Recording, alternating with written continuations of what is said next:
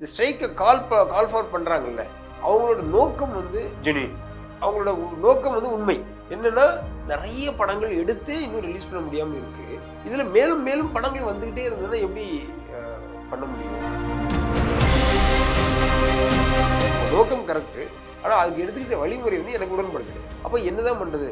யாருமே வராதிங்க, இங்கே இருக்கவங்கலாம் முதல்ல ரிலீஸ் பண்ணுறோம் அப்படின்னு ஒரு முடிவு எடுக்கிறாங்க. அந்த முடிவு வந்து எனக்கு உடன்படுது. என்ன பண்ணலாம்னு சொல்லுங்க எல்லாம் கேட்டிருப்பாங்க. ஒரு ஸ்டேஜுக்கு அப்புறம் அவங்க எதுவுமே பண்ணலன்றப்போ தன்னிச்சையாக முடிவு எடுக்க வேண்டிய கட்டாயத்துக்கு இவங்க தள்ளப்பட்டிருக்காங்க. அவ்வளோதான். அத்தியாவசியமா இல்லாத பட்சத்துல அதிக செலவு பண்ணி படம் எடுக்க தேவையில்லை அப்படிங்கிற ஒரு பார்வை உங்களுக்கு. அதிக செலவு பண்ணி படம் எடுத்தா நல்லது பிரதர். அதுதானே நடக்க மாட்டேங்குது நம்ம இண்டஸ்ட்ரியில. 100 ரூபாய்க்கு படம் எடுத்தா 70 ரூபாய் 80 ரூபாய் படத்துக்கு செலவு பண்ணணும். 20 ரூபாய் தான் சம்பளத்துக்கு போகணும். ஆனா இங்க உல்டாவல்ல இருக்கு.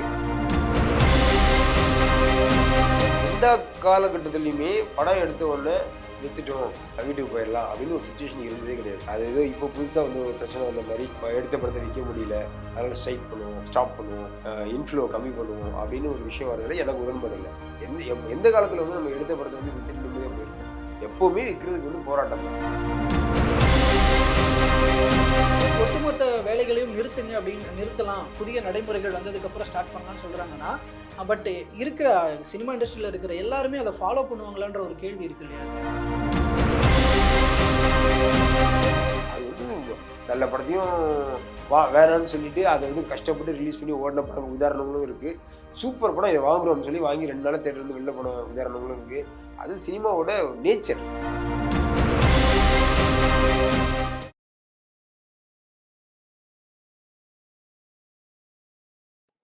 தமிழர்கள் அனைவருக்கும் அன்பு வணக்கம்.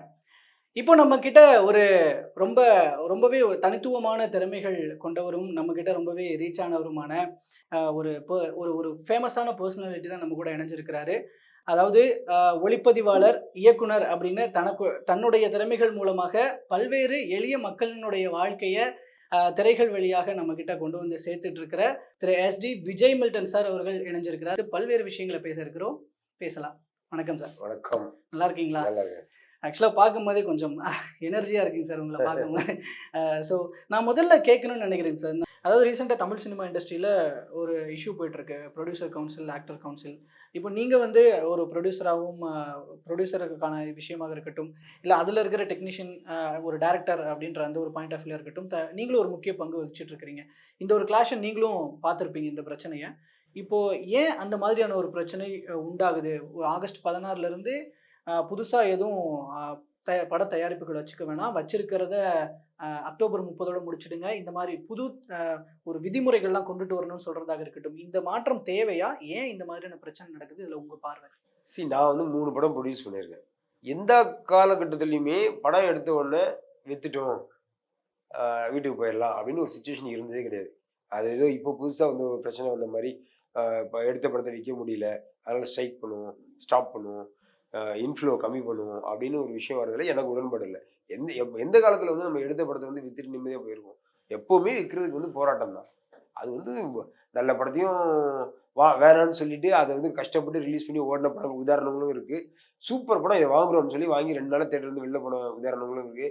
அது சினிமாவோட nature. At the same time இந்த ஸ்ட்ரைக்கை கால் ஃபார் பண்ணுறாங்கல்ல, அவங்களோட நோக்கம் வந்து ஜென்யூன். அவங்களோட நோக்கம் வந்து உண்மை. என்னன்னா நிறைய படங்கள் எடுத்து இன்னும் ரிலீஸ் பண்ண முடியாமல் இருக்கு. இதுல மேலும் மேலும் படங்கள் வந்துகிட்டே இருந்ததுன்னா எப்படி பண்ண முடியும்? வர்றவங்க எல்லாருமே தயாரிப்பாளர்கள் தான், எல்லாமே படம் போடுறவங்க தான். அப்போ என்னதான் பண்றது?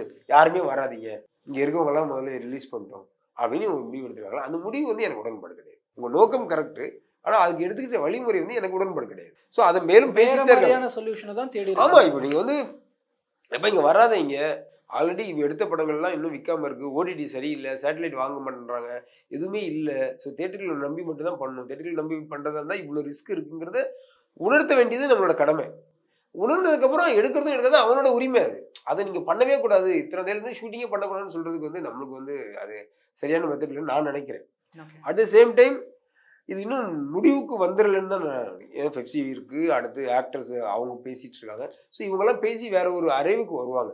ஏன்னா இப்படி ஒரு பிரச்சனையே வந்து எவ்வளோ நாளைக்கு தான் பிரச்சனை இருக்குன்னு சொல்லிட்டே இருக்கு. இப்போ வெளில கொண்டு வந்தாச்சு இல்லை, இப்போ எல்லாரும் பேசி அட்ரஸ் பண்ணி தான் ஆகணும். என்ன பண்ணலாம்? ஏன்னா ஒட்டுமொத்த இண்டஸ்ட்ரி சார்ந்த இந்த விஷயத்த ஒரு பர்டிகுலர் அமைப்புகள் மட்டும் சேர்ந்து முடிவெடுக்கிறாங்க. இப்போ தென்னிந்திய நடிகர் சங்கம்லாம் எங்களுக்கு இல்ல கலந்து அப்படி கிடையாது. ஆலோசிக்கவே இப்போ இல்லை அப்படின்னு அவங்க சொல்றாங்க. எல்லாருமே வந்து எல்லா யூனியன்லயும் வந்து பேசியிருப்பாங்க. இதுக்கு என்ன பண்ணலாம்னு சொல்லுங்க எல்லாம் கேட்டிருப்பாங்க. ஒரு ஸ்டேஜ்க்கு அப்புறம் அவங்க எதுவுமே பண்ணலன்றப்போ தன்னிச்சையா முடிவு எடுக்க வேண்டிய கட்டாயத்துக்கு இவங்க தள்ளப்பட்டிருக்காங்க. அவ்வளவுதான். ஸோ அது எல்லாமே இப்போ சேர்ந்து பேசி முடிவு எடுத்துருவாங்க. பட் அட் தி எண்ட் என்னன்னா, ஒரு ப்ராடக்ட்டோட அடிப்படை விலைய வந்து குறைக்கணும். அதுதான் தீர்வு. நீங்க ரூ. 5க்கு ஒரு பொருள் பண்ணீங்கன்னா, ரூ. 6க்கு விக்கலாம், ரூ. 7க்கு விக்கலாம். ஓடுச்சுன்னா ரூ. 10 எல்லாருக்கும் லாபம்ன்றது சந்தோஷம். ரூ. 10 ஓடுன ஒரு போன பொருள் வந்து ரூ. 10 வித்துட்டுங்கிறதுக்காக இந்த படத்த வந்து ரூ.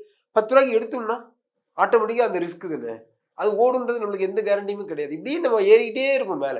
ஸோ அது அடிப்படை ஒரு விலை. இவங்கன்னா இது இவ்வளவுதான். இந்த பொருள் இவ்வளவுதான். இந்த பொருள் இவ்வளவு ஒரு அடிப்படை விலைக்குள்ள ஒரு டிசிப்ளினோட பண்ணிட்டா சரியாயிடும். ஓகே. இப்போ அத்தியாவசியமா இல்லாத பட்சத்துல அதிக செலவு பண்ணி படம் எடுக்க தேவையில்ல அப்படிங்கிற ஒரு பார்வை உங்களுக்கு அதிக இருக்கா? செலவு பண்ணி படம் எடுத்தா நல்லது பிரதர். ம். அதுதானே நடக்க மாட்டேங்குது நம்ம இண்டஸ்ட்ரியில. ஓகே. ரூ. 100க்கு படம் எடுத்தா ரூ. 70 ரூ. 80 படத்துக்கு செலவு பண்ணணும். ரூ. 20 தான் சம்பளத்துக்கு போகணும். ஆனா இங்க உல்டாவால இருக்கு.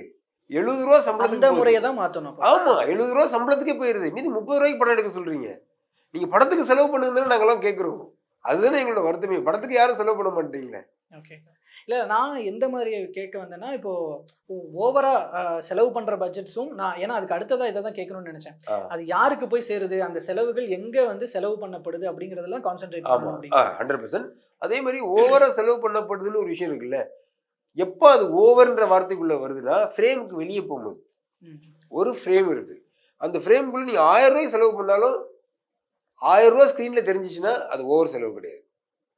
நீங்க ரூ. 1000 செலவு பண்ணி, ஸ்க்ரீன்ல ரூ. 100 தான் தெரிஞ்சதுன்னா, அது தப்பு. ஸோ அந்த வேஸ்டேஜ் அந்த ஃப்ரேமுக்கு வெளிய போறதுல்ல, அது பண்ணக்கூடாது. எடுத்து தூக்கி போடுறதோ, இல்ல எடுக்க தெரியாம எடுத்து வேஸ்ட் ஆகுறதோ பண்ணக்கூடாது. இதுல முக்கியமான இந்த பிரச்சனைக்கு காரணமே வந்துட்டு நெறைய படங்கள் தேங்கி இருக்கு அப்படிங்கிறது ஆமா. தான். தியேட்டர் கிடைக்காம அப்படிங்கிறது. அப்ப அதிலேயே நெறைய விஷயம் பண்ண வேண்டியது. ஏன் சின்ன படங்கள தியேட்டர்கள் எடுத்துக்க மாட்டேங்கிறாங்கன்ற ஒரு கேள்வி. இல்ல ஆடியன்ஸ் அத கேட்டா தியேட்டர்கள் கிட்ட மக்கள் வந்து இத பார்ப்பாங்களான்ற ஒரு கேள்வி. இந்த மாதிரி ஒரு வாதம், எதிர்வாதங்கள் வைக்கப்பட்டுக்கிட்டே இருக்கு. சி ஒரு படைப்பாளியா நீங்க அத எப்படி பார்க்குறீங்க? நீங்க வந்து கடந்த 50 வருஷம் சினிமா ஹிஸ்டரி எடுத்து பாருங்க.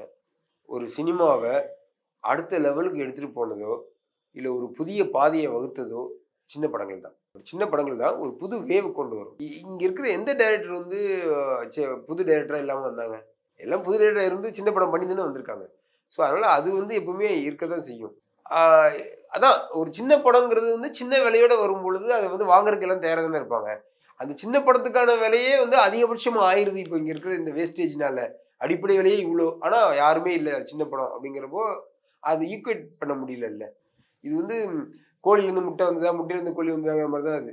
நம்ம வந்து பேசிக்கிட்டே இருக்கலாம். ஆனா இப்போ ஒரு இனிஷியேட் பண்ணியிருக்காங்க. அவங்களோட நோக்கம் வந்து ரொம்ப ஜென்யூனான நோக்கம்.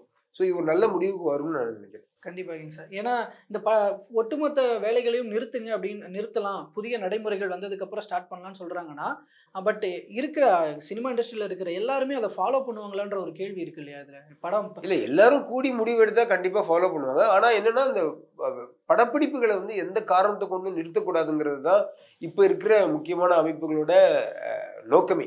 எண்ணமே அதுதான். ஏதோ ஒரு பிரச்சனையோ, ஏதோ ஒரு சண்டையோ வந்தாலும் பேசிக்கலாமே தவிர, படப்பிடிப்பு முன்னாடிலாம் வந்து டப்பு டப்புன்னு ஸ்ட்ரைக் அனௌன்ஸ் பண்ணுவாங்க. ஸோ அப்படி நிறுத்திறக்கூடாது. முடிஞ்ச வரைக்கும் படப்பிடிப்ப நடத்திட்டே தான் நம்ம வந்து பிரச்சனைய அட்ரஸ் பண்ணணுங்கிறது தான் எல்லாரோட எண்ணமும். ஸோ அதனால அத நோக்கி தான் இப்ப நம்ம போயிட்டு இருக்கு. இது ஸ்ட்ரைக்ல முடியும்னு நான் நினைக்கல. ஓகே. ஸோ அதுக்குள்ள ஒரு அவங்க ஃபிக்ஸ் பண்ண டேட்டுக்கு முன்னாடி ஒரு மாற்றம் வந்துரும்னு நினைக்கிறீங்க. ஆமா, ஆமா. நம்புறீங்க. ஆமா 100%. கண்டிப்பாக அந்த நம்பிக்கை நனவாகட்டும். ஏன்னா இதுக்கு பின்னாடி பல தொழிலாளர்கள், அவர்களுடைய குடும்பங்கள் இந்த தொழில நம்பி இருக்கு. ஆமா. ஸோ அத கன்சிடர் பண்ண வேண்டியிருக்கு. ஆமா. தொழில நம்பி இருக்காங்க. ஸோ எடுத்த படங்களும் வந்து பல அ மனிதர்களோட வாழ்க்கைய பேஸ் பண்ணது தானே. அது வேஸ்ட் ஆனாலும் அது வேஸ்ட் தானே. ஸோ அது அந்த வேஸ்டேஜ் நடக்கக்கூடாதுன்றதுக்காக இந்த வேஸ்டேஜ் ஒரு ரெவல்யூஷன் வரணும்னு எதிர்பார்க்கிறீங்களா? சின்ன படங்கள்லாம் மக்கள் கிட்ட கொண்டு போய் சேர்க்கறதுக்காக ஓடிடி மாதிரி கவர்ன்மெண்ட் தரப்புல இருந்து சப்போர்ட் இந்த மாதிரி ஏதாவது அவ்ளோ எனக்கு தெரியல பிரதர். எனக்கு எனக்கு தெரிஞ்ச ஒரு அனுபவம் சினிமால நான் உங்களுக்கு பதில் சொல்லிட்டு இருக்கேன்.